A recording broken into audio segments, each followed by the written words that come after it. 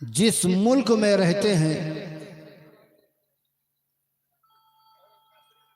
उस मुल्क को कई नामों के साथ जाना और पहचाना जाता है। हाफिज जान मोहम्मद साहब जी जी कहाँ? हाँ तो ठीक है, बहुत बोले थे उसके बाद हाफिज जान साहब कारी करीब पड़ी है तो तक आप आएंगे। कई नामों के साथ जाना और पहचाना जाता है। चीज एक है, नाम अनेक है। कोई अपनी मोहब्बत की जबान में इसे हिंदुस्तान कहता है, कोई इंडिया कहता है, कोई भारत कहता है। और चाहे जो बोलो, चाहे इंडिया बोलो, भारत बोलो, हिंदुस्तान बोलो, समझ में अपना प्यारा मुल्क ही आता है। आता है कि नहीं? जी जी जी बेशक। चाहे जो बोला जाए, मुल्क ही आता है। हिंदुस्तान, इंडिया, भारत, कुछ भी बोलो, अपना मुल्क, प्यारा मुल्क ही आता है। और क्यों ना आए, मुल्क से मोहब्बत का पैगाम मदीने वाले मुस्तफ़ा ने दिया है। सुभान अल्लाह। आकाए करीम सल्लल्लाहु ताला अलैहि वसल्लम ने इरशाद फरमाया, हुब्बुल वतनी निस्फुल ईमान। वतन से मोहब्बत करना आधा ईमान है। अब जब वतन से मोहब्बत करना आधा ईमान है, तो फिर वतन के कानून को मानना भी हमारे लिए लाजिम जरूरी है। मानना जरूरी है कि नहीं? अब जिस मुल्क में रहो उस मुल्क का वफादार बन के रहो, इसलिए कि नबी ने फरमाया है। अब हम हिंदुस्तान में हैं तो हिंदुस्तान के वफादार बन के रहेंगे। वफादार कब बन के रहेंगे? जब हिंदुस्तान के आईन और दस्तूर की हिफाजत करेंगे, हिंदुस्तान के कानून की हिफाजत करेंगे, हिंदुस्तान के कानून को मानेंगे, उसे फॉलो करेंगे। और जो जितना ज्यादा फॉलो करेगा, दुनिया उससे इसी अल्फाज से याद करेगी कि अपने मुल्क से बेपनाह मोहब्बत करता है, बेपनाह मोहब्बत करता है। अब इस मुल्क में रहना है तो इस मुल्क के कानून को फॉलो करना है। आप बखूबी जानते हो, जिस मुल्क में हैं, जहां के कानून हमें फॉलो करना है, उस मुल्क की एक सरहद है। उस मुल्क की क्या है? थोड़ा बोलो ना यार साजिद भाई। एक सरहद है, और सरहद पर हमारे घर का नौजवान, हमारा भाई, हमारा बेटा, हमारा बाप, हमारा चचा, हमारे रिश्तेदार 24 घंटा राइफल लेकर सरहद की हिफाजत पे खड़े हैं। खड़े हैं कि नहीं खड़े? तापमान कैसा भी हो, टेम्परेचर कैसा भी हो, पानी बरस रहा हो बरसे, आग बरस रही हो बरसे, बर्फ गिर रही हो गिरे, लेकिन वो हमारे घर का नौजवान बेटा राइफल लेकर मुल्क की सरहद पे खड़ा है, और वो 24 घंटा जाग रहा है। तभी पूरा मुल्क मीठी नींद सोता हुआ नजर आ रहा है। वो जाग रहा है, मुल्क सो रहा है। उसका काम है सरहद की हिफाजत करना। 24 घंटा खड़ा है, सरहद की हिफाजत कर रहा है। काम क्या है? अपने मुल्क से कोई उस मुल्क में ना जाने पाए, और उस मुल्क का कोई बंदा इस मुल्क में ना आने पाए। यही तो काम है। राइफल लेकर खड़ा इसीलिए खड़ा है कि उधर का कोई इंसान इधर ना आए और इधर का कोई इंसान उधर ना जाए। और अगर कोई अनलीगली तौर पर, गलत तरीके से अगर कोई दाखिल होना चाहेगा, तो फिर वो राइफल उठा के गोली चलाएगा। या तो गोली आपके सीने पे लगेगी या पीठ पे लगेगी, और आप लाश का ढेर बनकर सरहद के करीब पड़े होंगे। सुबह हिंदुस्तान की दलाल मीडिया अगर दाढ़ी टोपी कहीं नजर आ गया तो वो यही कहेगी, देखो एक आतंकवादी मारा गया, एक दहशतगर्द मारा गया, एक मुल्क से गद्दारी करने वाला इंसान मारा गया। ये मुल्क की मीडिया का हाल है, जो चाहेगा वो बयान करेगा, जो चाहेगा वो लिखेगा, लेकिन वो भूल गया है कभी ना कभी तो दौर पलटेगा, और जब जमाना पलटता है तो फिर हर चीज का हिसाब जमाना खुद लेता हुआ नजर आता है। बेशक। मुल्क की सरहद पे खड़ा है, अगर जाने की कोशिश करोगे तो गोली खाओगे, गोली खाओगे तो जान से जाओगे। अब मैं अपने टारगेट पे आना चाहता हूं। जितनी इतनी लंबी चौड़ी जो मैंने तमहीद बांधी है, मैं आपको कुछ समझाना चाहता हूं। जब मुल्क हिंदुस्तान की एक सरहद है, उससे आप पार नहीं जा सकते, तो ईमानदारी से बताओ, क्या नबी के दीन की कोई हद नहीं है? क्या रसूल के दीन की कोई हद नहीं है? जब चाहो जब आओ, तुम्हारी मर्जी है। शराब पियो, पीते रहो, जिना करो, करते रहो, झूठ बोलो, बोलते रहो, अय्यारियों मक्कारी करे, करते रहो, धोखाधड़ी करना है, करते रहो। क्या ये मुल्क मुस्तफ़ा जाने रहमत की शरीयत की हद में है? आपको फैसला करके उठना है यहां से कि जब मुल्क हिंदुस्तान की सरहद को अगर पार करने की कोशिश करेगा तो तू जान से जाएगा, और मुस्तफ़ा के दीन की हद पार करेगा तो तुझे ईमान से हाथ धोना पड़ेगा। क्या बात है, वाह वाह वाह वाह, सुभान अल्लाह सुभान अल्लाह। नारे तकबीर, नारे रिसालत, हजरत अल्लामा तलात रसूल साहब किबला, नारे तकबीर, सुभान अल्लाह। मुल्क की सरहद से गए तो जान से गए, और मुस्तफ़ा की शरीयत की हद से गए तो ईमान से गए। अब अगर जान बचाना है तो हिंदुस्तान की सरहद में रहो, और ईमान बचाना है तो मोहम्मद के दीन की हद में रहो, मुस्तफ़ा के दीन की हद में रहो। ईमान की सलामती चाहते हो तो, ईमान की सलामती चाहते हो तो, और ईमान सलामत कैसे रहेगा? मुस्तफ़ा के दीन की सरहद की हिफाजत के लिए आपके मदरसे ने कुछ सिपाही तैयार किए हैं,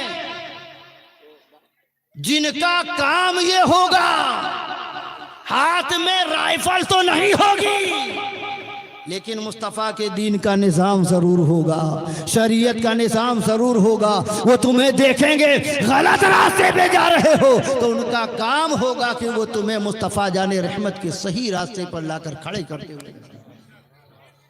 ये सिपाही तैयार हो गए, और इन सिपाही का काम है मुस्तफ़ा जाने रहमत सल्लल्लाहु ताला अलैहि वसल्लम की शरीयत की हद की हिफाजत करना है कि नहीं? सबकी जिम्मेदारी है, सिर्फ तलात रसूल मिसबाही की नहीं, कारी अब्दुल मतीन की नहीं, हाफिज अहमदुल्लाह की नहीं, कारी अब्दुल हई साहबी की जिम्मेदारी नहीं कि दीन की शरीयत की हद की हिफाजत करें। आपकी भी जिम्मेदारी है कि आप उस हद के करीब ना जाएं। जो हद मुस्तफ़ा ने तैयार की है उसके अंदर में रहो, ईमान बचाकर अगर दुनिया से जाना चाहते हो तो कोशिश करो कि 12 बजे आज पहला दिन है। अहले सुन्नत वल जमात का सबसे बड़ा अलमिया, सबसे बड़ा अलमिया, ना छोड़ा करो, मदरसा से उठाओ, मदरसा छोड़ो, उसके अलावा कोनो काम ना करा करो, समझो? आ जाओ जल्दी आ जाओ। सबसे बड़ा अलमिया, मैं यहां से लेकर वहां तक सबसे तवज्जो की दरकार करता हूं। सबसे बड़ा अलमिया आज अहले सुन्नत वल जमात के अफराद हर चीज करने में आगे हैं। आपको जो है अगर कोई बता दे सबील करो जन्नत मिलेगी, तो फिर एक दो डेग सबील नहीं, न जाने कितनी डेगें सबील होंगी। खिचड़ा बनाओ जन्नत मिलेगी, अलाम उठाओ जन्नत मिलेगी, फातिहा कराओ जन्नत मिलेगी। अगर ये छोटा सा मुख्तसर सा शार्ट सा रास्ता कोई बता दे तो सुन्नी उसी में लग जाता है। मुस्तहब्बात पर सबसे ज्यादा तवज्जो और फराइज की जानिब किसी की तवज्जो नहीं। मुस्तहब्बात चाहे जितने करो, अगर फराइज बाकी हैं तो किसी मुस्तहब का सवाब नहीं मिलने वाला। अगर नमाज़ें कज़ा है तो तुम्हारी किसी भी नफल नमाज का सवाब तुम्हें नहीं मिलने वाला है। अगर तुम्हारे ज़िम्मे ज़कात बाकी है तो किसी खैरात का तुम्हें सवाब नहीं मिलने वाला है। तुम्हारे ज़िम्मे अगर किसी का हक बाकी है तो जब तक वो हक नहीं अदा होगा तुमसे खुदा का हक भी अदा होता हुआ नजर नहीं आएगा। खुदा का हक भी अदा होता हुआ नजर नहीं आएगा। और आज अहले सुन्नत वल जमात के लोग सिर्फ जबान से कहते हैं, अल्लाह से बहुत डरते हैं। अल्लाह से बोलो भाई, बहुत डरते हैं। होटलों पे बैठे तो इनसे बड़ा डरने वाला कोई नहीं। अल्लाह से बहुत डरते हैं, लेकिन अल्लाह से डरने का मकसद क्या है? किसी चीज का भी खौफ हो जब इंसान के दिल में आता है तो वो खौफ अपना काम कर जाता है। कारी साहब, कोई भी खौफ हो अगर दिल में आ गया, अगर दुश्मन का खौफ दिल में आए तो दुश्मन का काम करेगा। माल का खौफ अगर आ जाए तब भी वो अपना काम करेगा। दुनिया का खौफ आ जाए तब भी वो अपना काम करेगा। असबाब का खौफ आ जाए तब भी वो अपना काम करेगा। जब खौफ दिल में आता है, किसी भी तरीके का खौफ हो, तो उसके असरात उसके चेहरे से जाहिर हो जाते हैं। अब मैं एक मिसाल दूं, मौलाना मेहंदी हसन साहब क़िबला मिसबाही हमारे बड़े पुराने दोस्त भी हैं, साथी भी हैं अल्हम्दुलिल्लाह। मैं इन्हीं की बात करूं ताकि हम दोनों लोग समझ लेंगे। बाकी मौलाना मेहंदी हसन साहब अल्हम्दुलिल्लाह एक बच्चियों का बड़ा इदारा चलाते हैं जो मोहनगंज में आशापुर रूरू में जी। मैं भी गया हूं अल्हम्दुलिल्लाह, आप हो सकता है गए हो। इनसे मिलने के लिए बड़ी तवज्जो दीजिएगा आप सब लोग, पहले स्टेज से भी खुसूसी तवज्जो चाहता हूं। इनसे मिलने के लिए इनका एक मोतक़िद जो बेपनाह प्यार करता था, बॉम्बे से बड़ी मेहनत और मशक्कत करके चल के वो मोहनगंज आया कि चलें हजरत से मुलाकात भी कर लें, दस्तबोसी कर लें, दुआ ले लेंगे। बड़ी मेहनत के आया। रायबरेली बेचारा ट्रेन से उतरा, मौलाना साहब गए, उसे रिसीव करके लाए। लाने के बाद मदरसे के कमरे में ठहराया, कहा गुस्ल कर लो, बड़े थके मांदे हो। उसने गुस्ल किया, लिबास बदला, जो भी नाश्ता पानी खाना पीना था हस्ब इस्तिताअत ला के रख दिया। कहा खा लीजिए, उन्होंने खाया। रात हो रही थी, ईशा की नमाज भी पढ़ लिया। ईशा की नमाज पढ़ने के बाद थोड़ी देर गुफ्तगू हुई, रात ज्यादा हो गई तो मौलाना साहब ने कहा अच्छा आप आराम करिए, मैं चलता हूँ। आप आराम करिए, मैं चलता हूँ, आप सो जाइए इसलिए कि थके मांदे हैं। और जब बाहर निकलने लगे मौलाना मेहंदी हसन साहब, दरवाजा बंद करने से पहले आपने खिताब किया, ऐ आने वाले मेरे मोतक़िद एक चीज का ख्याल रखना। कहा क्या हजरत? कहा आराम से सोना, ध्यान से सोना। कहा क्यों? कहा तेरे पैर की जानिब एक सुराख है,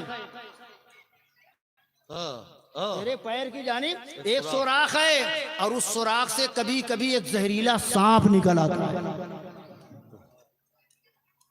एक जहरीला सांप निकल आता है। ध्यान से सोना, कहीं ऐसा ना हो सोते रह जाओ। मौलाना मेहंदी हसन साहब ने इतना कहा, दरवाजा बंद कर लिया। वो बेचारा थका मांदा था, आंखें लाल थी, सोना चाह रहा था लेकिन सो नहीं पा रहा है। अब सोए तो कैसे सोए? दिल में बार बार ख्याल आता है अगर आंख बंद हुई कहीं सांप निकल आया तो जिंदगी वो खत्म हो जाएगी। आया था ट्रेन से, मौलाना मेहंदी हसन भेजेंगे एम्बुलेंस से। अब वो पूरी रात करवट बदलता रहा, पूरी रात सोने की कोशिश करता रहा, पूरी रात चाहता रहा कि मैं सो जाऊं, लेकिन सांप के खौफ ने उसे सोने नहीं दिया। सांप के अंदेशे ने उसे सोने नहीं दिया, सांप के खौफ ने उसे सोने नहीं दिया। फजर का वक्त हुआ, आसान हुई, मौलाना मेहंदी हसन साहब उठे, नमाज पढ़ी, उन्हें भी नमाज पढ़ाई। नमाज पढ़ने के बाद देखा आंखें लाल लाल सुर्ख हैं, चेहरे पर मायूसी के आसार है, थकान है, इज़्तिराबी कैफियत में बंदा मुब्तला था। आपने दरियाफ्त किया भाई तू सोया नहीं? इतना अच्छा बिस्तर मैंने तुझे दिया, इतना अच्छा खाना मैंने तुझे दिया, इतनी अच्छी फर्श मैंने तुझे दिया, सारे इंतजामात मैंने तुझे दिया, तू सोया नहीं।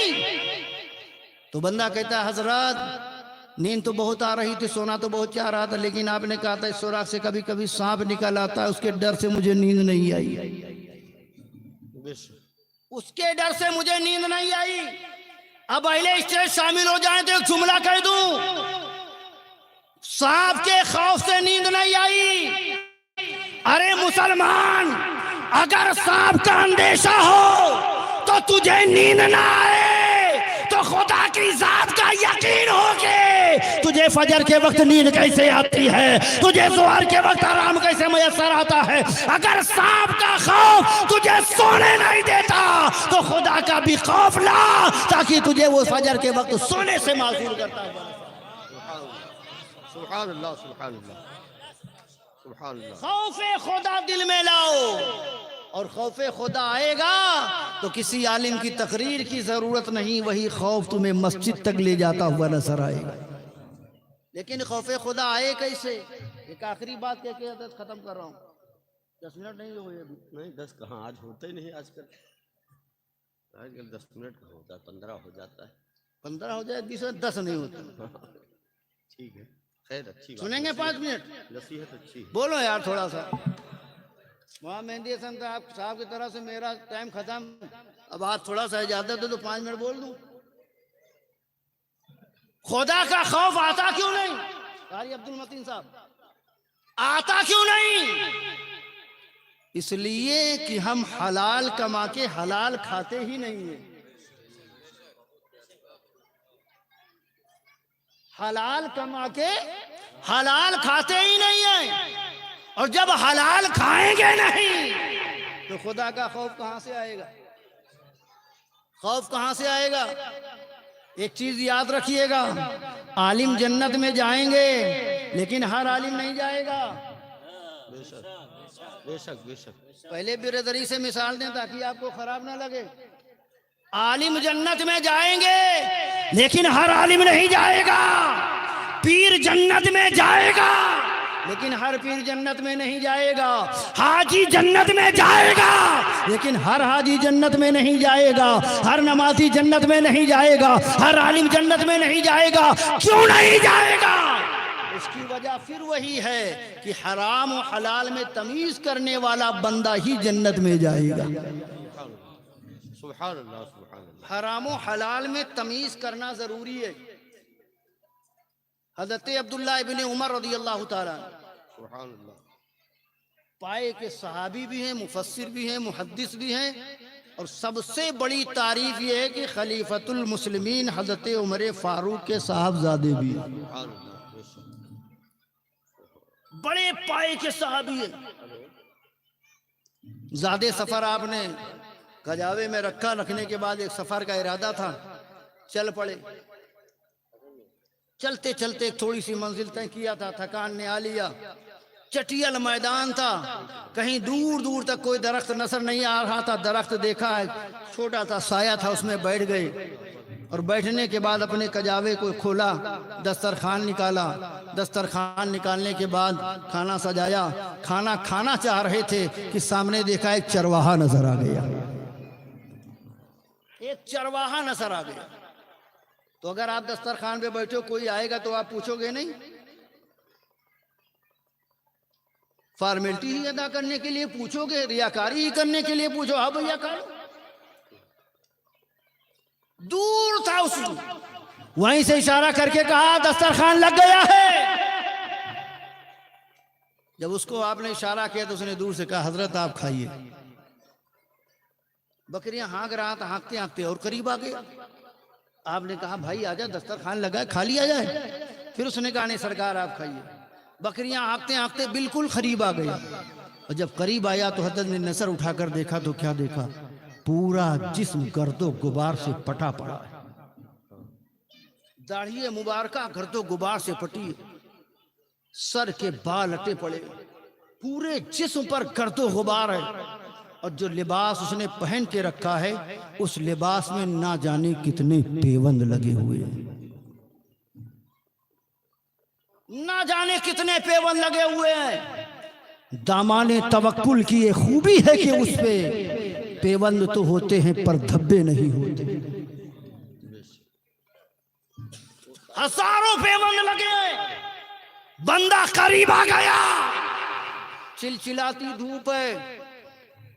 जब करीब आया तो कहा भाई इतनी देर से कह रहा हूं, अब तो आ ही गया, दस्तरखान के करीब आ बैठ के खाना खा लिया जाए। चिलचिलाती धूप ने उसने हजरत अब्दुल्ला इब्ने उमर से कहा सरकार आप खाना तनाउल फरमाएं, मैं रोजे से हूं। मैं क्या हूं? रोजे से हूं। चिलचिलाती धूप में। अभी तो रमजान ठंड में आने वाला है, अगर गर्मी में आए तो लोगों की बीमारी बढ़ जाती है। कोई कहता है हजरत क्या करें, डॉक्टर ने भूखा रहने से मना किया वरना मर जाएंगे। कर लो जितने बहाने करने हैं करो। कहा सरकार हम रोजे से हैं। हजरत अब्दुल्ला इब्ने उमर ने जब इतना देखा कि चिलचिलाती हुई धूप में 400 बकरियों का रेवड़ चरा रहा है और उसके बावजूद रोजा है, तो आपके दिल में ख्याल आया लाओ देखें तो सही, सिर्फ रोजादार है या ईमानदार भी है। आज रोजादार तो बहुत मिलेंगे, नमाजी बहुत मिलेंगे, हाजी बहुत मिलेंगे, आलिम बहुत मिलेंगे, लेकिन ईमानदार कुछ लोगों की आदत है चारों पांचों वक्त तहज्जुद के साथ नमाज मस्जिद में अल्लाहू अकबर करते हैं और मस्जिद से बाहर निकलते हैं तो एक एक फुट जमीन के लिए मरते हैं, एक एक बालिश के लिए मरते हैं। ईमान का सौदा करने वालों, ईमान बड़ी कीमती चीज है, यही तुम्हें जन्नत तक लेके जाएगा। हजरत अब्दुल्ला इब्ने उमर ने इतना कहा लाओ देखें तो सही ईमानदार है या सिर्फ रोजेदार है। कजावा समेटा खाना रख लिया, 400 बकरियों का रेवड़ चढ़ा रहा था। एक खूबसूरत बकरी थी, उसके करीब गए, उसके पुष्ट पर हाथ फेरने लगे, बड़ी खूबसूरत थी। आपने कहा चरवाहे इस बकरी को बेचेगा? ये बकरी बेच दी मेरे हाथ, बड़ी खूबसूरत है। तो उसने कहा सरकार मैं तो दिहाड़ी मजदूर हूं, मैं कैसे बेच दूं? तो हजरत अब्दुल्ला इब्ने उमर ने उसको और जाके कहा तू सही कह रहा कि तेरा मालिक कोई और है, बकरियों का मालिक कोई और है, लेकिन अगर 400 बकरियों के रेवड़ से एक बकरी निकल गई तो तेरे मालिक को क्या खबर होगी? इतनी झुंड से भीड़ से अगर एक बकरी निकल गई तो क्या खबर होगी? जब इतना कहा तो उसने चड़ी से बकरियों को हाँकना शुरू किया और रोते हुए आगे बढ़ा, अरे अब्दुल्ला इब्ने उमर तुम सही कहते हो, 400 बकरियों के रेवड़ से अगर एक बकरी निकल गई तो मेरे मालिक को खबर ना होगी, लेकिन मुझे बता क्या कयामत के मालिक को भी खबर ना होगी? क्या अर्श के मालिक को भी खबर ना होगी? क्या मालिक तो जहां को भी खबर ना होगी? मालिक कायनात को भी खबर ना होगी? उमर के गुलाम को जब ये बात हजरत उमर के ने सुनी है, हजरत अब्दुल्ला इब्ने उमर ने सुनी है, तो पैरों के नीचे से जमीन खिसक गई। हजरत अब्दुल्ला इब्ने उमर रज़ी अल्लाह ताला ने सफर मुलतवी कर दिया, अपने घर वापस आ गए। रात इशा की नमाज पढ़ने के बाद पूरी रात बिस्तर पर लेटे रहे, लेकिन नींद ना आई। सुबह फजर की नमाज पढ़ने के बाद तलाशने शुरू कर दिया, कौन था वो बंदा, किनकी थी बकरियां। तलाशते तलाशते उसके दरवाजे पहुंचे, जिसकी बकरियां थी। दरवाजे को नोक किया, अंदर से आवाज आई, कौन? कहा साहब जरा दरवाजा खोल, मुसाफिर हूँ, जरा दरवाजा खोल। मुसाफिर हूँ, दरवाजा खोलो। दरवाजा खुला, वो बंदा बाहर निकला। हजरत उमर फारूक के साहबजादे ने कहा तुम्हारी 400 बकरियों का रेवड़ कहाँ? कहा कहाँ है? कहाँ? इधर बंधी है। कहा इन्हें बेचोगे? कहा हाँ, अगर अच्छी कीमत मिलेगी तो बेच दूंगा। मुंह मांगी कीमत अदा की। कहा इनको चराने वाला गुलाम कहाँ है? उसे भी बुलाया गया। कहा इसे भी बेचोगे? कहा जब बकरियां नहीं रहेगी तो इनको रख के क्या फायदा, इसे भी अच्छी कीमत मिलेगी दे दूंगा। कहा बताओ क्या कीमत है? मुंह मांगी कीमत बकरियों की गुलाम को दी। गुलाम और बकरियां लेकर शहर के बाहर मैदान में आए। हजरत अब्दुल्ला इब्ने उमर ने कहा है गुलाम जा, मैंने अल्लाह की रजा के लिए तुझे आजाद किया और 400 बकरियों का तुझे मालिक बना दिया। सुभान अल्लाह, सुभान अल्लाह, सुभान अल्लाह। 400 बकरियों का तुझे मालिक बना दिया। गुलाम ने कहा सरकार गलती की माफ़ी चाहता हूँ, कुछ अर्ज करना चाहता हूँ। कहा बोलो। कहा सरकार मैंने तो आपकी कोई बात नहीं मानी, आपने कहा खाना खा लो, मैंने खाना नहीं खाया, आपके साथ बैठा नहीं, आपके साथ पानी नहीं पिया, फिर इतना बड़ा इनाम क्यों? इतना बड़ा इनाम क्यों? मैंने तो आपकी कोई बात नहीं रखी, फिर इतना बड़ा इनाम। हज़रत अब्दुल्ला इब्ने उमर ने कुरान मुक़द्दस की आयत करीमा तिलावत की, जिसका मफ़हूम ये था, है बंदे खुदा, जब बंदा अल्लाह के काम की इबादत करता है तो अल्लाह बंदे को ऐसे मकाम से रिज़्क़ अता फरमाता है जहां बंदे का वहमो गुमान भी नहीं पहुंचता हुआ नजर वहमो गुमान भी नहीं पहुंचता हुआ नजर आता है। मुसलमानों, ज़रूरत इस बात की है कि मस्जिदों से अपना रिश्ता बनाओ, अल्लाह के घर से रिश्ता मजबूत करो। जब तुम्हारा रिश्ता अल्लाह के घर से मजबूत हो जाएगा तो यकीन मानो तुम्हारा रिश्ता अल्लाह की जन्नत से मजबूत होता हुआ नजर आएगा। कुरान इरशाद फरमाता है, लक़द काना लकुम फ़ी रसूलिल्लाहि उस्वतुन हसना, बेशक रसूल की ज़िंदगी तुम्हारे लिए बेहतरीन नमूने अमल है। अल्लाह रब्बुल इज़्ज़त हमें सुनने से ज़्यादा अमल की तौफ़ीक़ अता फ़रमाए। व आख़िरु दावाना अनिल हम्दुलिल्लाहि रब्बिल आलमीन।